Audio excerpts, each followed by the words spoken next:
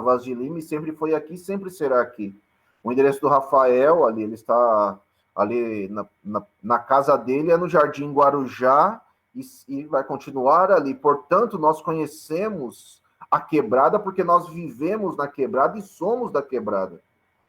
É diferente de quem diz que conhece, é diferente de quem nunca pisa aqui, é diferente de quem, por exemplo, está no poder há tanto tempo. Um outro exemplo simples. Tem um tal de Nana Leite, que é vereador há mais de 20 anos. A campanha dele, neste instante, tem mais de 2 milhões de reais. E aí você vê o treco dele de Nana Leite, para tudo quanto é lado pregado por aí.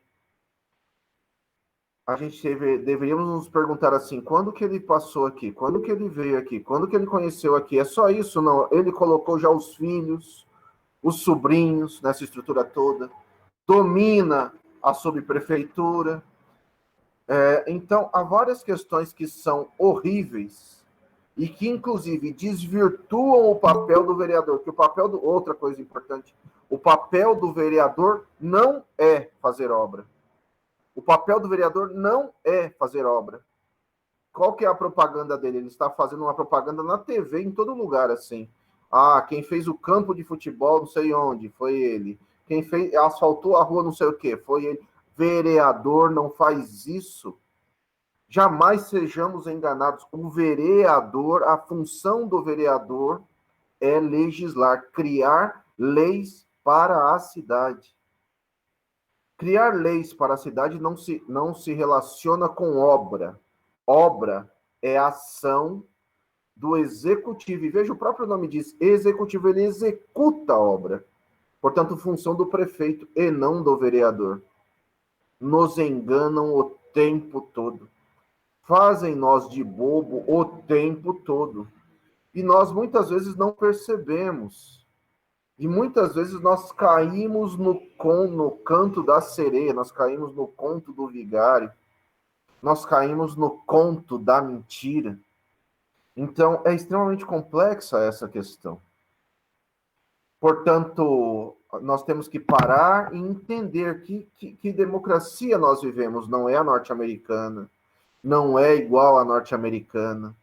Muitas vezes se coloca o olhar, a TV nesse instante, coloca o olhar sobre as eleições norte-americanas, elas, de uma certa forma, a estrutura da eleição norte-americana pouco nos interessa, porque nós ainda precisamos entender a nossa legislação. Por que nós precisamos de cursinhos como o cursinho Nelson Mandela para fazer as pessoas que estão aqui nos assistindo, seja aqui dentro do Meet, aqui, seja lá no YouTube, fazer com que você acesse os espaços de poder.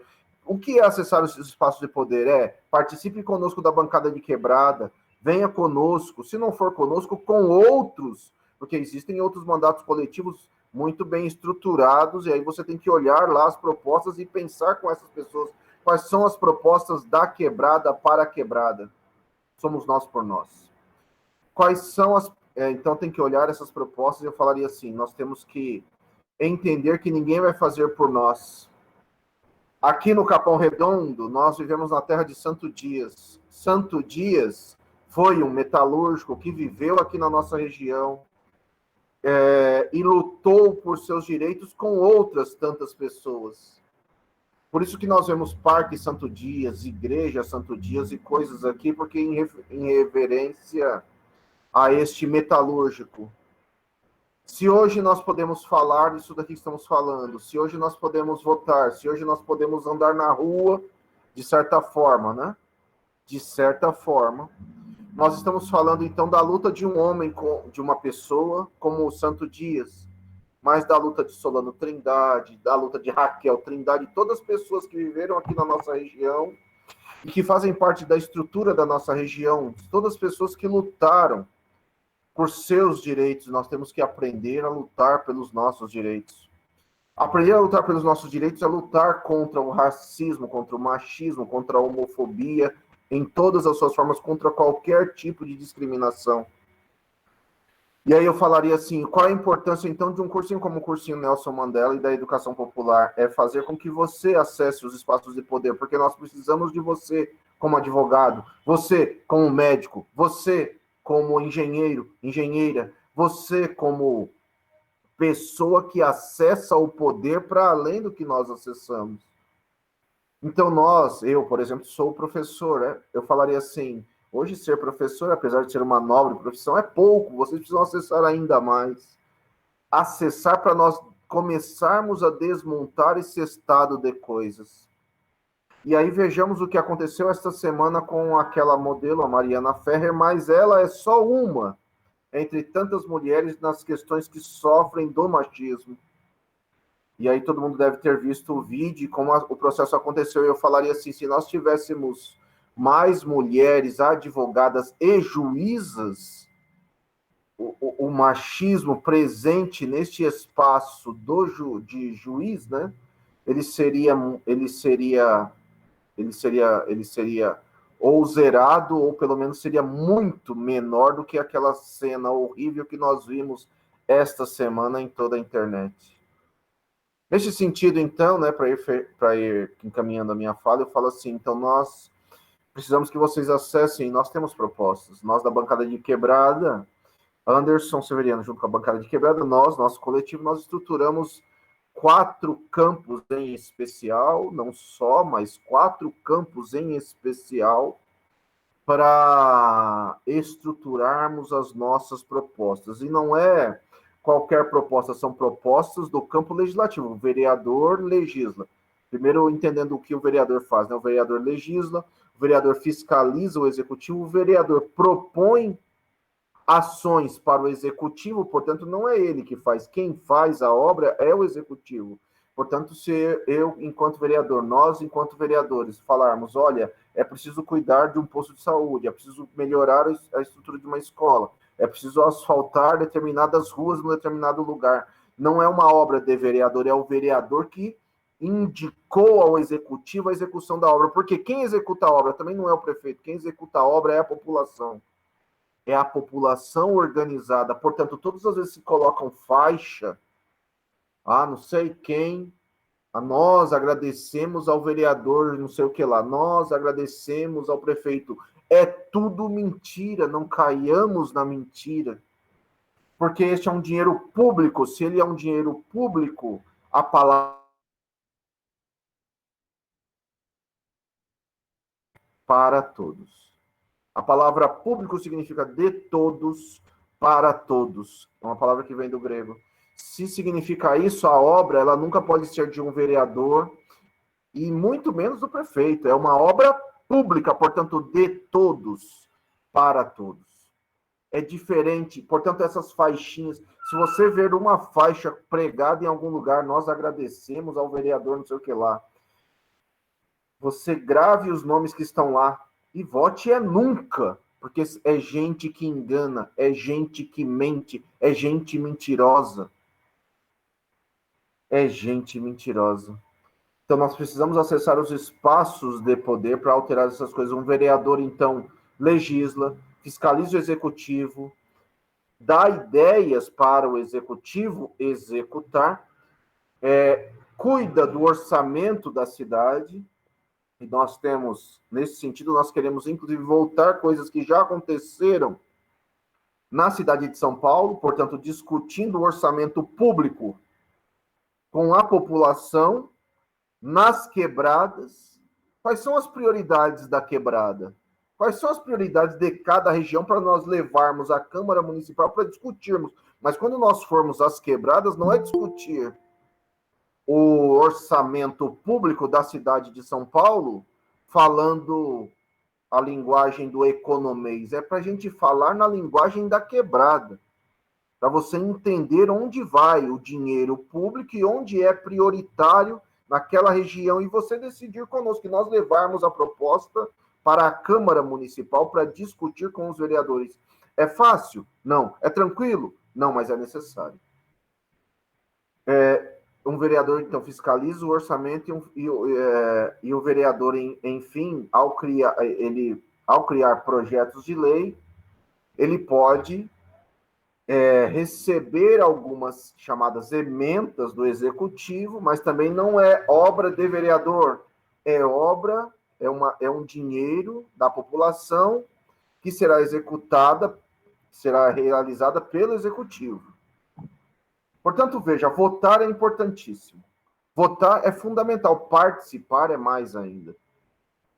Nos últimos anos, nós temos visto as pessoas falarem várias besteiras. A primeira besteira é dizer assim, se mais da metade da população votar em branco ou nulo, ou se abster de votar, não for votar, se votar em branco ou nulo ou não ir votar, mais da metade a eleição é anulada. Isto é mentira. Isto é mentira. Então, essa fake news se espalhou nos últimos tempos. Na última eleição, então, vereador, votos em branco, ou seja, a pessoa foi até a urna e apertou lá a tecla branco, votos em branco somaram 668 mil votos. Nosso lema de campanha, recuperado da figura de Abdias do Nascimento. Abdias do Nascimento é uma figura importantíssima do movimento negro. Nos anos 50 lançou um lema, e falando assim, né, sobre o voto em branco. E aí tem uma brincadeira na frase, né, uma brincadeira séria. E aí a frase era, não vote em branco, vote no preto. Nós alteramos um pouquinho a frase, e o lema da nossa campanha mas inspirados por Abdias do Nascimento não vote em branco, vote em preto, vote em nós, vote em nós mesmos, em nós pretos. Entendendo que preto significa, sim, as pessoas negras, entendendo que preto significa as pessoas que estão fora do poder, portanto, significam as mulheres, significam o povo LGBT, significam todas as pessoas que não acessam o poder. Significa o ser periférico que está fora do poder. E a próxima pergunta é, dos vereadores, nós temos 55 vereadores. 30 deles estão lá há mais de 20 anos. Outros 10 estão lá há mais de 10 anos, já deu 40. E uma minoria está lá há um tempo menor. Olha, a maioria, 30, estão lá há mais de 20 anos. O que fizeram pelas periferias nos últimos 20 anos? Essa é a pergunta que se faz. Portanto, quando nós falamos de nós estamos falando, nos possibilite uma oportunidade, nos dê uma oportunidade, nos dê a oportunidade de vocês estarem juntos conosco num espaço de poder para acabar com o racismo estrutural, com o machismo estrutural, com todas as questões que envolvem o poder e que nós estamos fora do poder. Então, não vote em branco, vote em preto. Vote em nós que estamos alijados do poder. Nesse sentido, então, além do lema, nós temos um conjunto de 4 eixos de propostas, que depois vai estruturar um eixo maior. Então, a primeira é falar de educação. Então, talvez dê para ver aí. A primeira é falar de educação pública. Então, que defendemos uma educação pública, mas uma educação pública mais complexa, de qualidade, voltada para os interesses daqueles que não devem ser encaixotados, portanto, os nós da periferia. Nesse sentido, há uma série de questões que, inclusive, envolvem o professor, o trabalho do professor, o que significa o quanto o professor ganha, o quanto ele é formado, o quanto ele precisa ser melhor formado para tratar as temáticas necessárias à periferia. E além de outras questões que envolvem a própria criação de concurso, a necessidade de concursos, tudo isso em projetos de lei, tudo isso é possível o vereador discutir. A segunda questão que envolve a educação para nós diz respeito à rede chamada Rede Parceira. A Prefeitura de São Paulo tem um conjunto de creches que elas não são da Prefeitura, mas são creches conveniadas, recebem dinheiro da Prefeitura. Ao receberem dinheiro da Prefeitura, elas desenvolvem um trabalho. Ok, só que as professoras da rede parceira, que hoje a rede parceira é maior do que a rede da própria prefeitura, ganham mal e são extremamente mal cuidadas pela prefeitura. Então ganham o piso, ganham mal, ficam o dia inteiro com crianças, não tem tempo, inclusive, de estudar sobre aquilo que estão fazendo. E um professor que não estuda sobre o que está fazendo, ele começa a errar. Então, nós temos toda uma proposta que envolve a rede parceira, que envolve a valorização dessas professoras, que envolve o que significa estar na rede parceira e estudar na rede parceira, não ficando o tempo todo com criança, como elas ficam hoje, mas ficando com criança e tendo dentro do tempo de trabalho um momento de estudo. Nós defendemos ainda em educação, uma educação inclusiva, aí atrás, uma educação inclusiva. Para nós tem duas temáticas que são importantes, mas não são só essas, e por isso que vocês precisam somar conosco, mas dizem respeito ao nosso lugar, ao nosso trabalho que nós já desenvolvemos.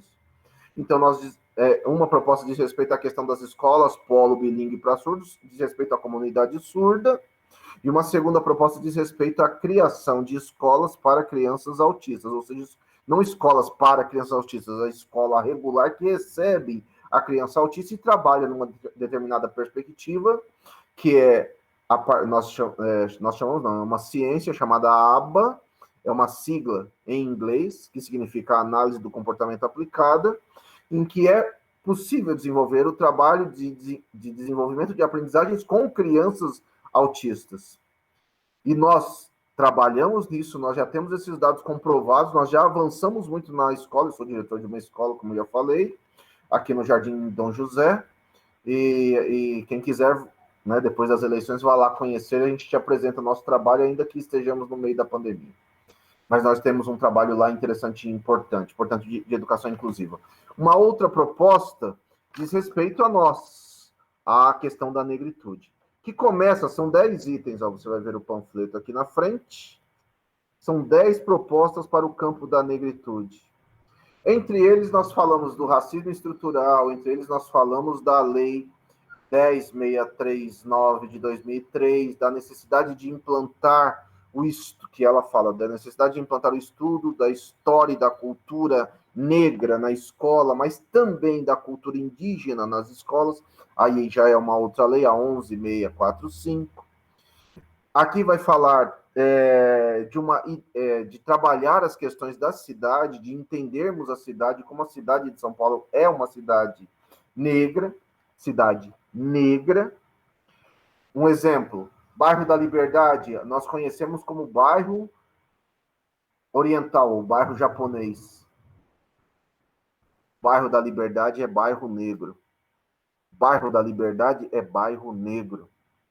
Então, tanto que há um ano atrás, exatamente um ano atrás, estavam fazendo uma escavação de um prédio, e o que encontraram ao fazer a escavação? Ossadas do povo negro, que era enterrado atrás da Igreja dos Aflitos. Quem eram os aflitos? A Igreja dos Aflitos está lá em pé ainda. Quem eram os aflitos? Os aflitos eram os nossos ancestrais negros. Como é que identificaram que eles eram negros nessas ossadas? Porque encontraram vestimentas, ornamentos, guias, contas, braceletes que só negros usavam em séculos anteriores. Mais do que isso, nós temos no século XVIII o acontecimento central que demonstra que o bairro que dá o nome de Liberdade àquela região, ao bairro da Liberdade, que se torna bairro da Liberdade no século XVIII. É quando há a tentativa de enforcamento, primeiro há duas tentativas de enforcamento do Francisco das Chagas, o Chaguinhas. Quem era o Chaguinha? O Chaguinha, ele era um escravo que tinha fugido para a região do Jabaquara. E é conhecido, outra coisa, é conhecida a região do Jabaquara como espaço de quilombos. O terreiro de candomblé mais antigo do estado de São Paulo está lá no Jabaquara, porque é o local para onde os negros fugiam. Você pode ir lá no Jabaquara, você vai ver que são vários morros, assim, então um lugar mais de difícil acesso. Então ele fugiu para um quilombo na região do Jabaquara e foi capturado o Chaguinhas, o Francisco das Chagas, o Chaguinha. Ele foi levado lá na frente da Igreja dos Aflitos, levaram os outros escravos, colocaram lá para ver a sua execução, porque ele foi ali na hora condenado à morte. E ele deveria sofrer as agruras da morte por ter desobedecido à Casa Grande, portanto aos brancos. Só que colocam ele para ser enforcado, a primeira corda quebra. arrumam uma outra corda, prendem de novo, vão enforcá-lo, essa segunda corda quebra. Quando essa segunda corda, desculpa, quando essa segunda corda quebra, o próprio Chaguinhas grita liberdade. E os negros que estavam ali para vê-lo morrer gritam também liberdade, liberdade. E ali se torna o bairro da Liberdade. Então, o bairro da Liberdade hoje, conhecido como bairro oriental, ele é o bairro da Liberdade porque ele é um bairro negro e nasceu negro. Hoje é um bairro oriental, mas apagaram a nossa história ali. Mas ele é um bairro negro. O bairro do Bexiga é um bairro negro. Tanto que é no Bexiga que está a escola de samba mais antiga da cidade de São Paulo, que nasceu Saracura, Cordão Saracura, e hoje é o Vai-Vai. Quando hoje nós falamos do Vai-Vai lá no Bexiga, nós não estamos falando de pouco, nós estamos falando de resistência negra na cidade de São Paulo. Quando nós falamos do samba na cidade de São Paulo, que é diferente do samba do Rio de Janeiro, a gente tem que levantar uma série de nomes das escolas de samba da Zona Norte, em especial, não só, mas especial, da Zona Norte paulistana. Então, do Peruche, da própria do Camisa, da própria. Daí vamos para a Zona Leste, no Nenê, no Leandro de Itaquera e tudo mais. Nós estamos falando de espaços de resistência nosso, da comunidade negra, históricos. E o Bexiga é este lugar. E por que o bairro do Bexiga é bairro do Bexiga? O bairro do Bexiga era o lugar onde brancos iam para se curar de feridas na pele. Ao chegar lá, encontravam negros, e nesse lugar onde os negros viviam, os negros faziam banho, sabiam fazer banhos, vários tipos de banhos, inclusive banho de pipoca, que faziam com que essas pequenas feridas na pele de pessoas brancas se curassem. Quando essas feridas curavam, elas criavam uma casquinha e depois estouravam. Bexiga, essas bexiguinhas, bairro do Bexiga, que hoje, na cidade de São Paulo também, tudo isso foi apagado, é o bairro italiano. Então, essas coisas vão se apagando na cidade de São Paulo. Uma outra coisa, um outro exemplo é falar assim, muitas vezes as pessoas falam aqui, nós temos aqui na Zona Sul um time de futebol, é o São Paulo Futebol Clube. Né? Eu não sou São Paulino, mas essa história é importante. E às vezes nós esquecemos dessa história, que é assim, o São Paulo Futebol Clube aqui, no seu símbolo, que o São Paulo tem um símbolo assim no meio da camisa, no seu símbolo tem uma homenagem a um negro. Qual negro? A gente pergunta até às vezes para o São Paulino, nem o São Paulino sabe. Que às vezes a gente pergunta, por que tem essas duas estrelas douradas aí? O São Paulino fala, é porque é campeão, tá bom. Mas não. Essas duas estrelas douradas que tem no símbolo do São Paulo são uma homenagem a um atleta negro, Ademar Ferreira da Silva. As suas duas medalhas olímpicas. Portanto, as nossas histórias vão ser esquecidas. E mais do que isso, para fechar, né, nós falamos aqui do genocídio da população negra, os negros são mortos na periferia, encarcerados, nós somos encarcerados na periferia. Apesar de nós sermos 56% da população brasileira, quando nós vamos aos presídios, mais de 80% são negros. Portanto, a população negra é encarcerada em massa. Há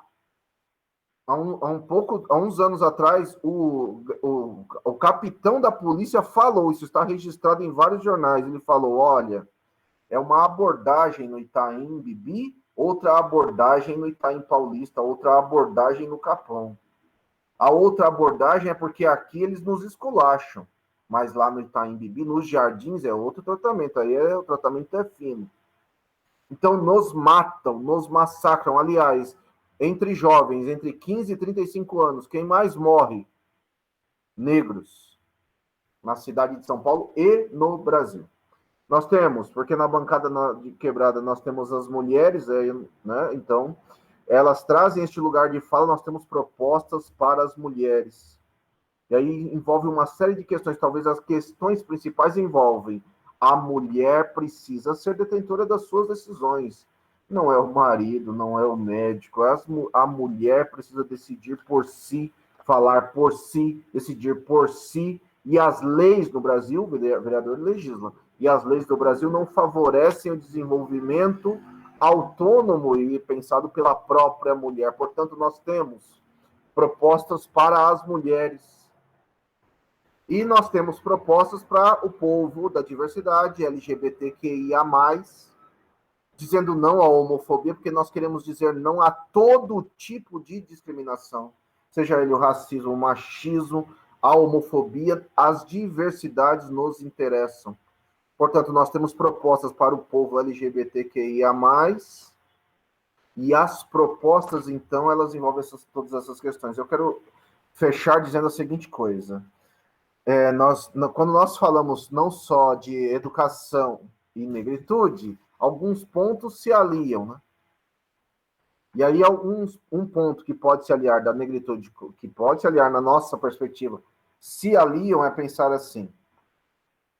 Por que o jovem que estuda no cursinho popular, como, por exemplo, aqui o Nelson Mandela, por que ele não pode? Porque, no nosso ponto de vista, nós temos que lutar pelo direito a ter passe livre, já que a cidade de São Paulo, há alguns anos, ampliou o direito e oferece o direito, porque a lei nacional diz uma outra coisa, mas já que ela oferece o direito do passe livre, os jovens matriculados em escolas populares, como os cursinhos populares, têm que ter direito ao passe livre, bem como os seus professores. Mais do que isso, os cursinhos precisam de leis de fomento, participar, podem e devem. Eles não precisam estar organizados, digamos assim, burocraticamente, eles devem acessar leis de fomento, porque os cursinhos não se limitam, os cursinhos populares, como o Nelson Mandela e outros, não se limitam a ensinar somente as disciplinas. Eles ensinam de maneira ampliada, portanto, a cultura negra, a cultura feminina, a cultura feminista, a cultura LGBT, sem discriminação. Se eles discutem nesta amplitude, como nós estamos discutindo aqui, por exemplo, então os cursinhos devem acessar lei de fomento, eles devem receber, sim, através da lei de fomento, dinheiro público, que pode ser do VAI, um exemplo é o próprio VAI, mas emendas parlamentares para os cursinhos criarem uma rede e subsistirem enquanto rede. Então, é necessário pensar nesta lógica. Por quê? Porque a cidade de São Paulo falha em todo o processo estrutural educativo, porque a escola pública ela é pensada para o rico, a USP pensada para o rico. Nós temos que nos desdobrar, nos matar para entrar neste lugar, que é a universidade pública, que é o nosso lugar. Nós estudamos a vida inteira nas escolas públicas e quando chegamos na universidade pública, nos tiram nosso lugar de direito. Então, nós temos os cursinhos populares, eles são também uma denúncia à falta do direito à educação pública no ensino superior. Eu, Anderson, estudei a minha vida inteira a base de escola pública, mas quando cheguei na universidade, eu tive que ir para a universidade particular. Eu estudei na PUC, né? Então, eu sou pedagogo, depois eu fiz... Mas na PUC é pago, né? Mas eu tive bolsa. Depois eu fiz um mestrado na PUC em educação e agora estou terminando um pouco para frente do meio, né? Estou fazendo meu doutorado em educação agora, pela primeira vez no ensino superior, pela primeira vez numa universidade federal. Este é o nosso lugar de direito em qualquer lugar deste Brasil, seja na USP, seja na Unicamp, seja na universidade onde agora eu estou como doutorando, né? Que estou na Federal de São Carlos. Então, veja que nada é dado para nós, é luta, né? E veja isso também, né? Eu estudo lá em São Carlos e eu tenho que viajar para lá. Eu moro aqui no Capão Redondo. Então, é luta e é luta. Ninguém nos dá nada. Venha para a luta conosco. Venha trabalhar conosco no sentido de entender essas questões que nós discutimos aqui. Traga suas propostas para nós discutirmos com a bancada de quebrada. Nós estamos num momento não tão simples, mas venha para a bancada de quebrada, nos procure na internet, bancada de quebrada, você vai nos achar. Me procure Anderson Severiano Gomes, só tem eu com esse nome. Anderson Severiano Gomes, você vai me achar na internet, venha. e vamos discutir junto ao nosso lugar, o nosso lugar de fala, as quebradas, a periferia da cidade de São Paulo que precisa ser incluída nessas discussões todas. Desculpa por me alongar, mas era isso, enfim. Desculpa.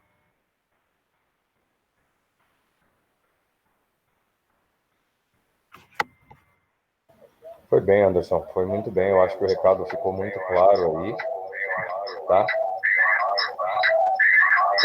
Peraí. Calma.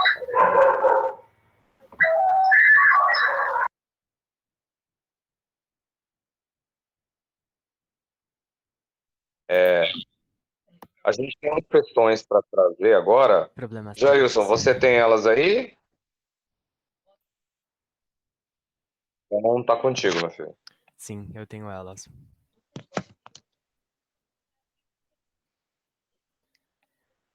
Ok.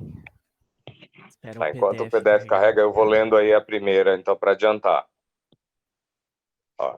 Cada vereador dispõe em 2020 de uma verba anual de até R$ 310.612, né, dá mensalmente aí R$ 25.800, destinado ao custeio de serviços gráficos, correios, assinaturas de jornais, deslocamentos pela cidade, enfim, o conhecido como auxílio em encargos gerais de gabinete. Cada gabinete de vereador conta atualmente com 18 cargos de livre indicação do parlamentar. Qual a opinião de vocês sobre isso? E como pretendem proceder com relação às verbas de gabinete?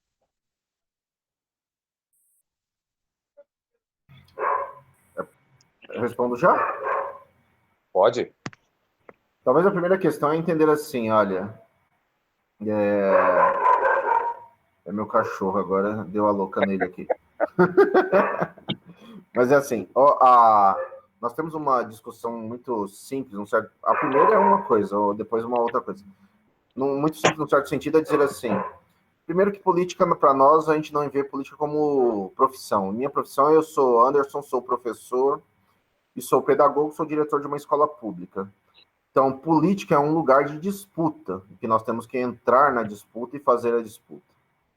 Então, sobre verba de... Então, política não é profissão. A primeira coisa que nós vamos fazer nesse sentido, isso está escrito também nos nossos documentos, é no primeiro dia de ação legislativa entrar com um processo onde os vereadores e os cargos comissionados ganhem menos. Então, este é o nosso primeiro compromisso. Isso significa alguma coisa? Num certo sentido, significa se houver pressão popular. Se não houver, vai acontecer como aconteceu na última eleição. Esse cara aí que eu falei do Leite, a primeira ação que ele fez na última nessa legislação de agora, né? Nessa legislatura de agora, neste momento de agora, em 2016, no seu primeiro ato, ele já era vereador, veio continuando. O primeiro ato dele foi aumentar os salários dos vereadores em 30%. Do nosso ponto de vista, o vereador deve ganhar o mesmo que ele ganha quando ele está num outro trabalho. Eu, por exemplo, sou diretor de escola e eu avalio que nós devemos ganhar esta mesma coisa. A segunda coisa é dizer assim, ok, então política não é profissão, os salários dos vereadores devem baixar, mas a gente só consegue isso com pressão popular, mas nós entraremos com um projeto de lei que a gente sabe, se a gente ficar lá sozinho com o projeto de lei, ele não vai dar em nada, então precisamos de pressão popular.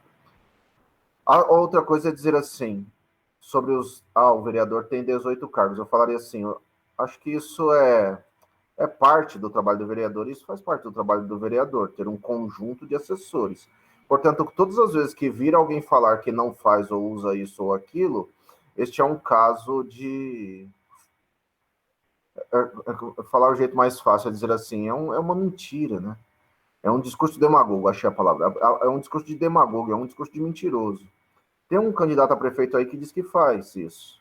Nós tivemos aqui na cidade de São Paulo um vereador que fez isso. Ou seja, não usou verba de gabinete, e daqui a pouco chega na verba de gabinete, mas não usou verba de gabinete e grande parte do tempo doou seu salário de vereador. Só que por trás dele tem toda uma estrutura corrupta. Este vereador, o nome dele, o nome dele é Fernando Holliday. Uma das ações que ele fez nos últimos tempos, nessas várias ações demagogas dele, foi buscar acabar com as cotas na cidade de São Paulo. Portanto, e outras tantas coisas abomináveis ele fez na cidade de São Paulo. E aí eu falaria assim, sobre o fato dos 18 cargos. Quando eu estou falando da bancada de quebrada, nós estamos falando que nós vamos precisar essas 12 pessoas entrar lá para trabalhar conosco. Esta é uma coisa que é inexequível. A grande questão é que a gente quer dizer assim, a gente precisa das pessoas trabalhando conosco, pessoas que sejam os nossos. Por isso estou com a bancada e por isso nós queremos e vamos trabalhar com as 18 pessoas para fazer um mandato popular e o mais coletivo possível. Vírgula. Sobre a verba de gabinete, eu penso assim, as verbas de gabinete entram na primeira discussão que eu acabei de falar. Elas têm que diminuir ou têm que acabar? Elas têm que diminuir ou têm que acabar? Porque aí é outra discussão, que é essa daí dos 325 mil reais por mês. Ou elas têm que diminuir ou elas têm que acabar. Elas só não podem ser usadas de maneira demagógica. De novo, nós temos um deputado estadual que faz este uso demagogo. E o nome dele é Arthur Duval, que quer implantar na cidade de São Paulo o estudante capitalista. Então, ele está a serviço de quem? Então, a gente precisa parar e pensar essas questões. Mas eu tento dizer tudo isso de maneira simples.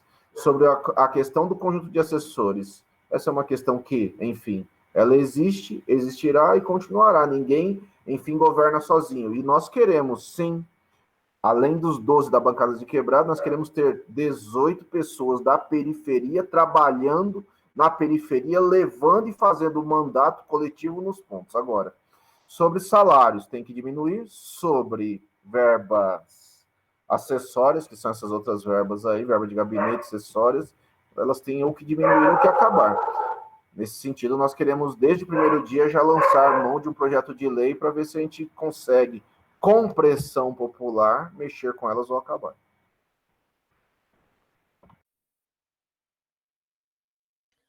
Ok, a próxima pergunta. Imunidade parlamentar. Qual a sua opinião sobre isso? Entre as coisas mais execráveis é qualquer tipo de imunidade. Qualquer tipo de imunidade. Porque, assim, não existe cidadão de primeira, nem cidadão de segunda, nem cidadão de terceira.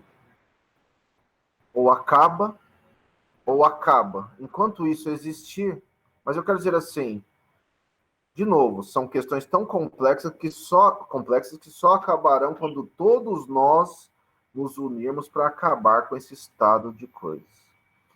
Que o que acontece no Brasil é assim, pessoas que têm poder, e o poder pode começar, inclusive, pelo direito a cela especial, né? A pessoa comete um crime, mas se ela tem um nível superior, ela tem direito à cela especial. Isso é um tipo de imunidade. Eu falaria mais complexo. O que eu estou dizendo é, tem que acabar com todo tipo de imunidade. Portanto, se há um erro, as pessoas devem pagar pelo erro. Eu só falaria assim, não é uma questão de foro da cidade de São Paulo, né? É uma questão de foro de discussão federal. Portanto, quem faz a discussão sobre essas questões, que inclusive tem questões que estão na Constituição, nesse sentido de imunidade, são os deputados federais, né? Não é uma discussão do foro do vereador. Mas eu sou absolutamente contra todo tipo de imunidade. Não, perfeito, perfeito. Essa pergunta ela foi encaixada exatamente para a gente entender.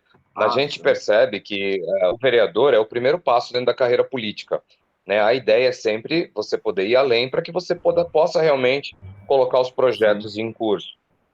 E a imunidade parlamentar, ela foi totalmente desvirtuada da ideia que foi implementada na Constituição em 88, que era de dar liberdade de fala, né? Porque a gente estava saindo de um período ditatorial. E hoje é usado para esconder bandido. Então, essa é uma preocupação que a gente tem. Que é um pouco assim, olha, vamos pensar assim, sei lá, tem eu e tem o José. O José mata alguém, eu mato alguém. É um pouco a mesma, é diferente, mas é um pouco a mesma coisa. Eu mato alguém, José mata alguém. Eu, Anderson, sou professor, portanto tenho um nível superior. Então eu mereço uma cela melhor que a do José, que do mesmo jeito que eu matei, ele matou. É horrível isso. Mas também é entendível. E você, como conhecedor dessas coisas todas, e os meninos vão entendendo junto conosco, é assim. Essas são questões colocadas pela própria elite, né? É lógico, não essa que o Júlio falou. A questão que o Júlio falou dizia respeito à saída do militarismo e entrada no movimento de democracia, né? Que nós agora estamos caminhando de novo para o militarismo, mas isso é outra questão. Mas assim, o fato de cela especial para quem tem ensino superior é só pensar em quem isso no passado beneficiava. Quando a população negra não acessava a escola, quando a população negra não acessava e continua não acessando.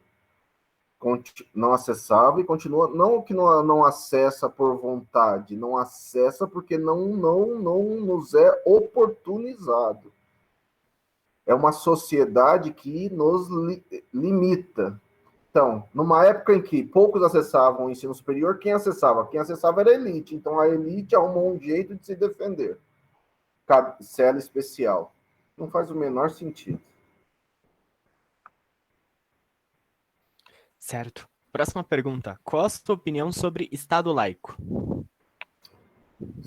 Estado laico, Estado laico, Estado laico, Estado laico. Falo de mim mesmo, rapidinho, essa é rápida, hein?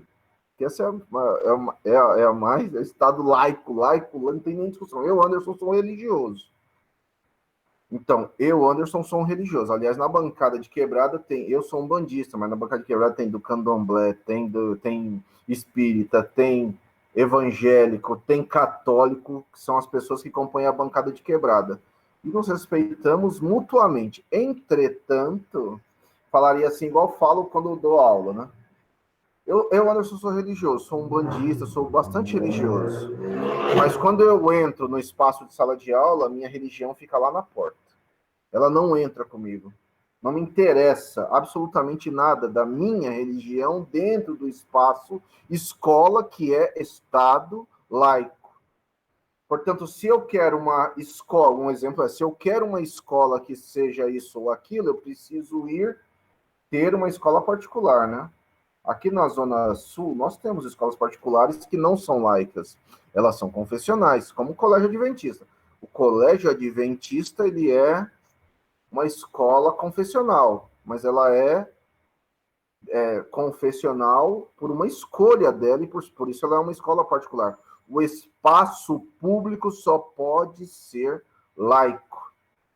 A gravidade disso tudo é que a gente está vendo serem eleitos vereadores da bancada da Bíblia, deputados da bancada de não sei do que, nosso presidente que mistura alho com bugalho e assim vai. Ok. A última pergunta é sobre representatividade. Quem você representa? Obrigado, Jailson, a todo mundo que fez essa pergunta. Que essa é a pergunta mais importante de todas, do meu ponto de vista, é a mais importante de todas. É assim: representatividade importa. Então, primeira coisa que eu faria sobre representatividade é pensar assim: eu, Anderson, você está me vendo aí, tem uma luz forte aqui em cima de mim e me deixa meio branco. Mas você ainda assim, você vê assim, esse é um cara negro, né? Você olha aí, é um cara negro, né? Até com um chapeuzinho africano e tal. Então, o Anderson é um cara negro. Beleza, sou.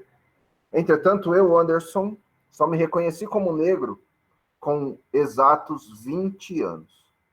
Só quando eu tinha 20 anos, aliás, é quando ia de 20 para 21 já, que eu me reconheci enquanto negro. Até então, eu não me reconheci enquanto negro. Primeiro porque eu estudei, por exemplo, eu não estudei aqui na minha região, aqui no Capão Redondo. Minha mãe arrumou vaga para mim lá no Lineu Prestes. Então, lá no Lineu Prestes, lá em Santo Amaro, anos 80, basicamente a escola só tinha branco. Tinham poucos e raros negros. Eu até falo assim, você quer entender mesmo quem eu era? é só assistir o Todo Mundo Odeia o Chris. Eu era o Chris. Você quer entender quem eu sou? Assista o Chris. Era exatamente a minha história. Meu irmão é mais novo do que eu e maior do que eu. Dizem que é mais bonito do que eu. Mesma coisa. A minha irmã é chata igual a irmã do Chris. É a mesma história. E eu estudava numa escola, enfim, cujos alunos, a totalidade era branca. Do que me chamavam? Me chamavam de macaco, de escravo, de um monte de coisa. Teve uma vez que a professora fez, primeiro bimestre da professora de história, ela pegou e deu uma aula, deu as aulas do bimestre inteiro, deu um monte de aula lá. E ela estava ensinando sobre os reis brasileiros, lá, Dom Pedro I, Dom Pedro II. No final do bimestre, ela falou assim, vamos ensinar uma peça. Ensinamos a peça lá. Nessa primeira peça, eu fui uma árvore, porque eu não podia ser o Dom Pedro I, nem o Dom Pedro II, nem o Dom Pedro, ninguém. Eu fui uma árvore. No primeiro bimestre. No segundo bimestre, ela pegou e escreveu grande na lousa. Esse segundo bimestre, nós vamos estudar isso daqui. Escreveu bem grandão lá. Escravidão no Brasil. E eu fiquei pensando, meu Deus, eu era um menino de 11 anos. Eu fiquei pensando, vixe, vai dar merda. E deu.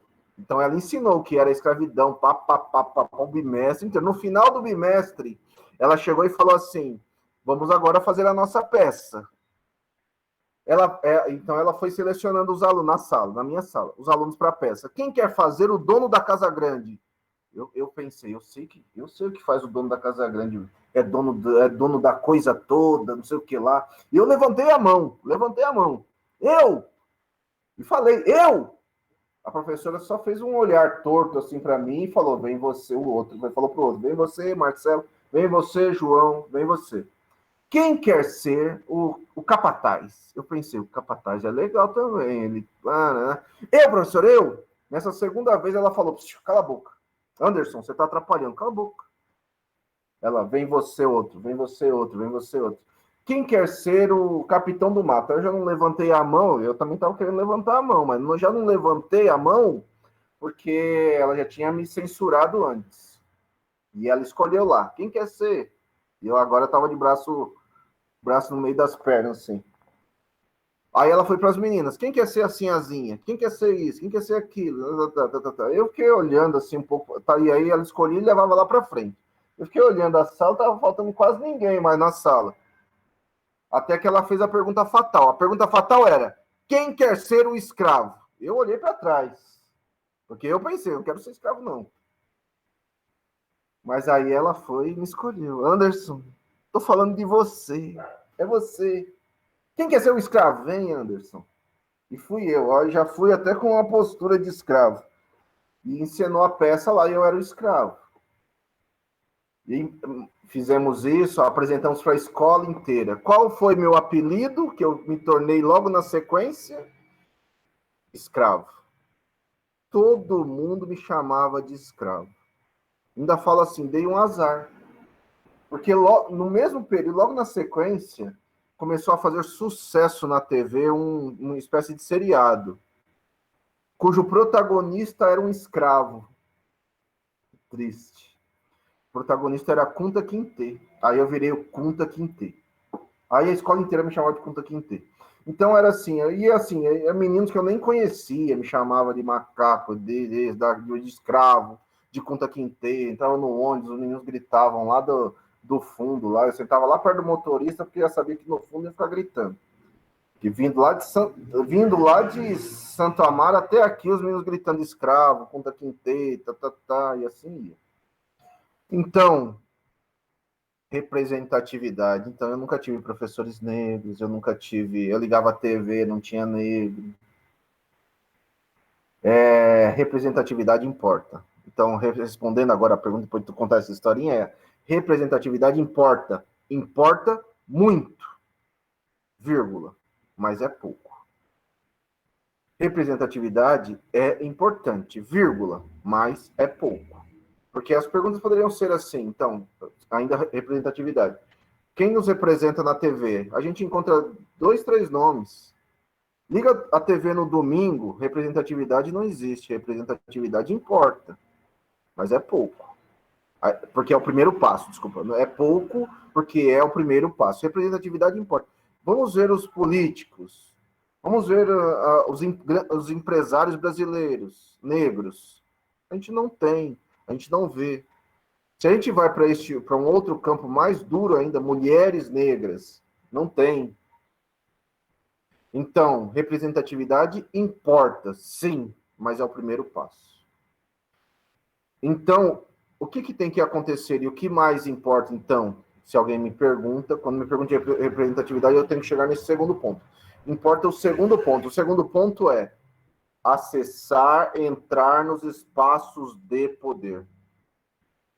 Entrar nos espaços de poder para mexer no poder. Representatividade importa sim, mas é pouco. Volto num ponto que falei hoje, sem querer falar até o nome, porque me faz mal o nome. Mas eu vou falar outro, né? Porque não concorre. Mas eu vou falar um outro agora. Nós temos no Brasil, foi criada uma fundação para pensar a história e a cultura negra, é a Fundação Palmares. Nós temos lá hoje um negro. Ele nos representa? A resposta é não. Representatividade importa, vírgula, mas é pouco. Porque, para além da representatividade, tem que pensar as nossas representações, as nossas questões, o nosso olhar, o nosso lugar de fala, todas essas questões. Qual é a grande questão hoje? E aí, simples, hein? Daqui a pouco tem um horário político. Assista. Nós da rede, nós não temos horário, nós não estamos no horário político, não tem horário político da rede. A rede ainda é um partido de informação. Mas assista, todo mundo, inclusive o cara com cara de rico vai falar, eu sou defensor das periferias. A grande questão é representatividade. Para ser representativo, você tem que ter vivenciado, se estruturado naquilo. Portanto, tem que ser periférico, tem que estar conosco, tem que estar no dia a dia. Eu preferia não votar em Anderson, falaria assim, eu preferia votar, por exemplo, aqui, preferia votar no Júlio, na Rosane, no Jailson, porque a gente precisa acessar os espaços de poder e a gente precisa ter poder, não só na política, mas a gente precisa ter TVs que nos mostrem, nós precisamos ter mídia que nos mostrem. Fecho dizendo, representatividade é pouco. Por que é pouco? Estados Unidos. De novo, voltamos lá. Estados Unidos. Sempre gosto de perguntar, como dou aula para professores, geralmente, eu faço formação de professores aqui no meu espaço, eu gosto de perguntar assim, onde é mais negro? Brasil, para você, na sua visão, professores, hein? Brasil ou os Estados Unidos? A resposta sempre é os Estados Unidos. Até porque eu já levo, né? E falo assim, olha, sei lá, cinema negro, conhece alguma coisa? Aqui no Brasil. Jazz. O pessoal fica lá pensando, não responde, mas no segundo momento responde. Onde tem muito negro mesmo, tem muito negro, a negrada mesmo tá forte, Estados Unidos. Nos Estados Unidos, os negros são 12,8% da população. 12%. No Brasil, nós somos 56,5%. No Brasil, nós somos 56,5%.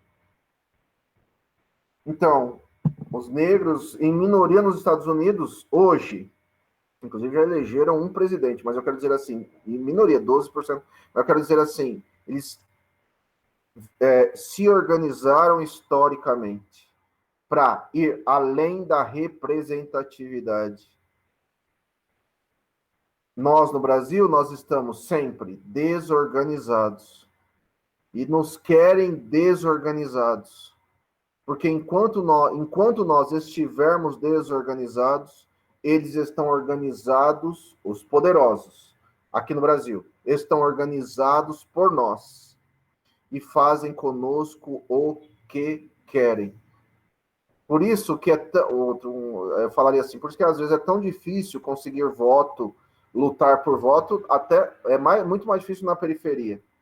Que o pessoal coloca tudo dentro do mesmo saco e fala é tudo igual, política é tudo igual, política não presta, fica só nesse discurso. É o discurso que querem que nós façamos, quem está no poder. Porque aí vem um cara louco, igual esse o nosso atual governador e é eleito prefeito, governador. Louco, um mentiroso de... Vem um cara louco, e fecho nesse ponto, hein? Vem um cara louco como Celso Russomano e ponteia, tá lá na frente na pesquisa, um cara, um racista de marca maior. Basta ver, não só o que ele faz com qualquer pessoa que não tem poder. E aí o exemplo mais claro é isso que tem passado aí da caixa do supermercado. Mas acho que anteontem ele falou a seguinte coisa: essas mãos aí no semáforo, que colocaram alguns semáforos, faróis, semáforo de atravessar a rua com a mão vermelha, verde. Em alguns lugares daqui da cidade de São Paulo colocaram isso. Ele falou que isso era um vandalismo. Isso não é vandalismo. Estamos em novembro, que o mês da consciência negra precisa ser mais do que o mês. E nós precisamos discutir a negritude todos os dias. E aí, isso ele falou anteontem. Isso era um vandalismo, a mão negra, assim. E aí ele falou isso, né? E hoje, só caçaram aí na internet, ele piorou, que já era uma frase racista, ele piorou, porque ele falou, hoje, que ele não pode ser racista porque ele foi criado por uma ama de leite negra. Quer dizer, ele que deve ter, sei lá, uns 60 anos, ele viveu o período da escravidão. Porque ama de leite negra, estamos nos remetendo ao período da escravidão. Pô, quando que a gente vai acordar para nós, todos nós, tá na música dos Nacionais, vamos acordar. Quando que nós vamos acordar para este mundo que é racista, machista, homofóbico e um monte de coisa? Desculpa, essa ficou longa, né? Só vai, faz parte.